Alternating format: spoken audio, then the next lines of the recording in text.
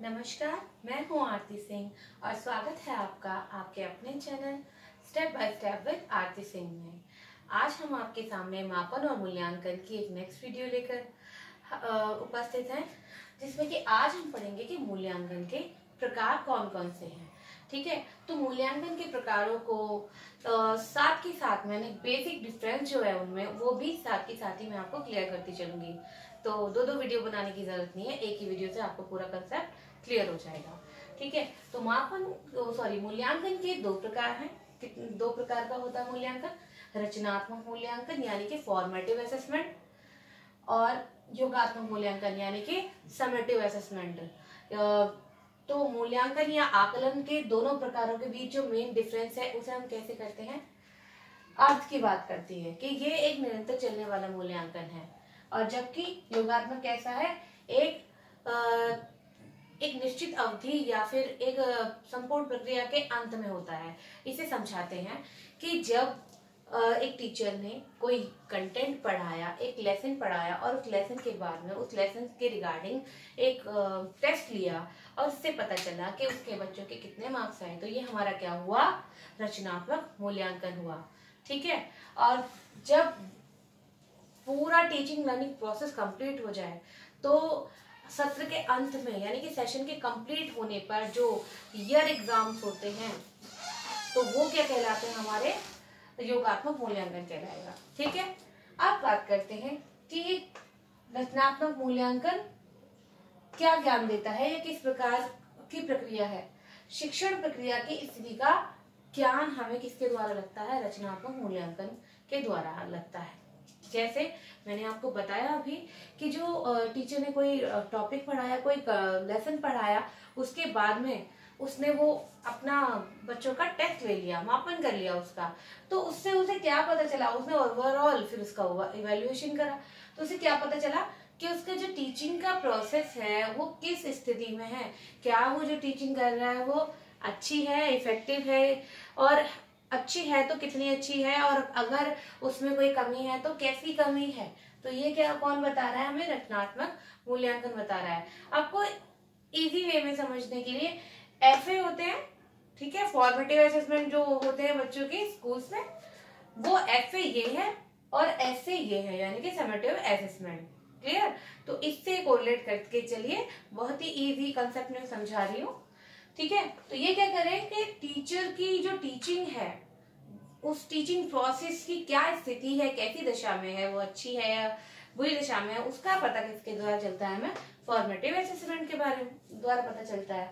जबकि जो टीचिंग है वो कितनी सक्सेसफुल रही वो कब पता चलेगा, जब लास्ट में बच्चों के ओवरऑल बच्चों की जो रिजल्ट देखा जाएगा, तब पता चलेगा कि आखिर जो टीचर ने सिखाया था वो कितना सक्सेसफुल रहा।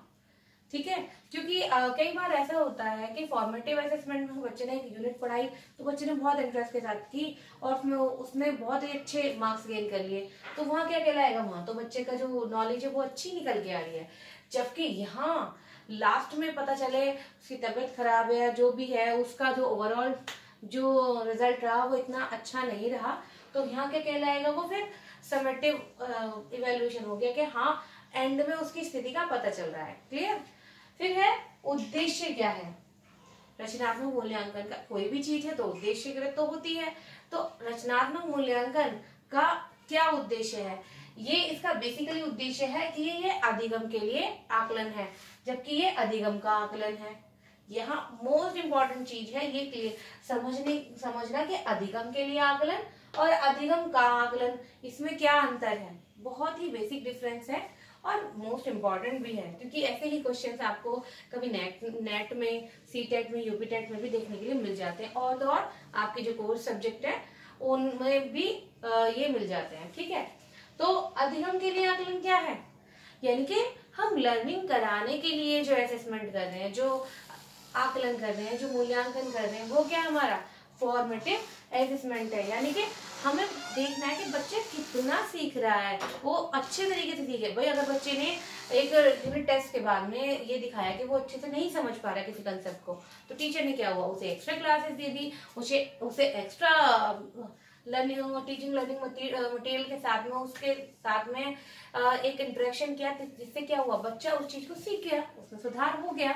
बच्चे टीचर ने अपना मेथड चेंज कर लिया जिससे कि बच्चे अच्छे इफेक्टिवली सीख पाए। तो जब टीचर लर्निंग के लिए आकलन करता है, बच्चों को सिखाने के लिए आकलन करता है, तो वो क्या हो जाता है, हमारा रचनात्मक मूल्यांकन हो जाता है। जबकि जब अधिगम का आकलन व्यक्ति तब करता है, टीचर तब करता है योगात्मक आकलन का, जबकि उसे ये जानना है कि कितना सीखा है बच्चे ने, कैसा सीखा है। ठीक है, तो यानी कि ओवरऑल कितना लर्निंग हुई, कितना अधिगम हुआ, कितना व्यवहार परिवर्तन हुआ, उसे जानने के लिए, उसका मूल्यांकन करने के लिए हम क्या करते हैं, योगात्मक मूल्यांकन का सहारा लेते हैं। फिर है, ये क्या प्रदान करता है, रचनात्मक मूल्यांकन क्या करता है, एक टीचर ने बच्चों को कुछ पढ़ाया, उसके बाद उसका टेस्ट लिया, तो रचनात्मक मूल्यांकन क्या कर रहा है, वहां पर बच्चे और टीचर को, बच्चों को क्या दे रहा है, फीडबैक दे रहा है कि आपने कितना सिखाया है, कैसा सीखा है। ठीक है, तो फीडबैक मिल गया। और जबकि ये क्या है, जो हमारा योगात्मक है, ये क्या करता है, ये ग्रेड देता है, प्रमाण देता है। क्योंकि जब क्लास मतलब पूरे टीचिंग लर्निंग प्रोसेस के बाद में और सत्र के अंत में जब परीक्षा ली जाती है, तो उसमें क्या होता है, बच्चे को ग्रेड ही मिलेगा, ओवरऑल वो कैसा रहा है, और उससे प्रमाण मिलता है, जैसे डिग्रीज मिलती हैं। तो ये क्या है, योगात्मक मूल्यांकन है। ठीक है, क्लियर। फिर है सुझाव।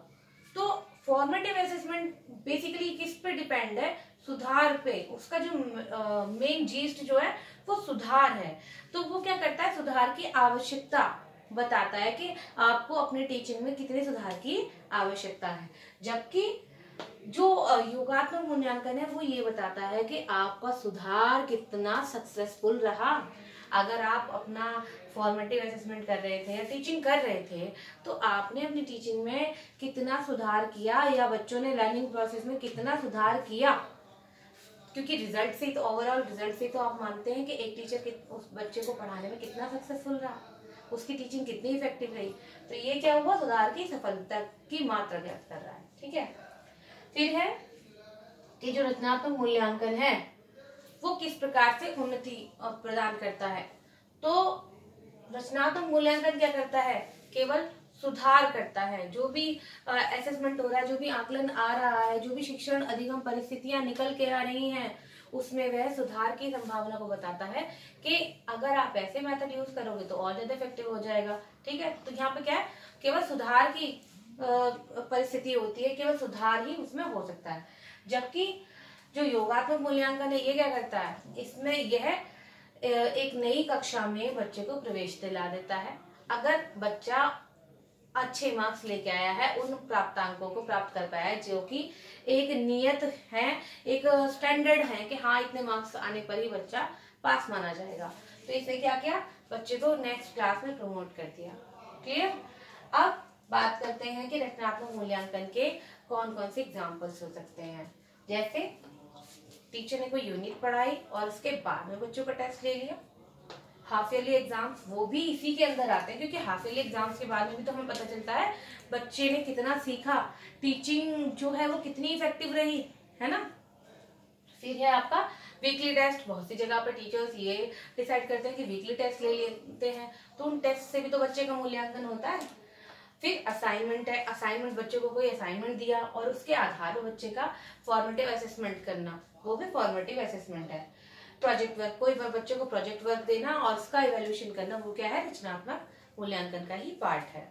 अब इसमें आ जाते हैं योगात्मक मूल्यांकन में क्या होता है, किसी भी कोर्स में, किसी भी क्लास में जो लास्ट में एग्जाम्स होते हैं वो हमारे योगात्मक मूल्यांकन होता है।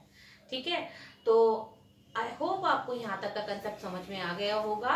तो रचनात्मक मूल्यांकन क्या है, यानी इसमें छोटी अवधि के बाद में लगातार निरंतर इवैल्यूएशन हो रहा है, जो कि टीचर को, छात्रों को ये बता रहा है कि उनका जो टीचिंग लर्निंग प्रोसेस है वो कैसा चल रहा है और उसमें कितनी सुधार की आवश्यकता है।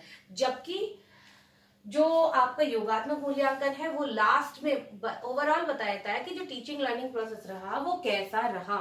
अगर अच्छा रहा तो क्लास में प्रमोट किया जाता है बच्चे को, अगर नहीं रहा तो बच्चे को उसी क्लास में छोड़ दिया जाता है। ठीक है, तो आज के लिए सिर्फ इतना ही। मूल्यांकन के प्रकार आपको अच्छे से समझ में आ गए होंगे। आगे मूल्यांकन संबंधी नेक्स्ट वीडियो में मिलेंगे। अब तक के लिए धन्यवाद।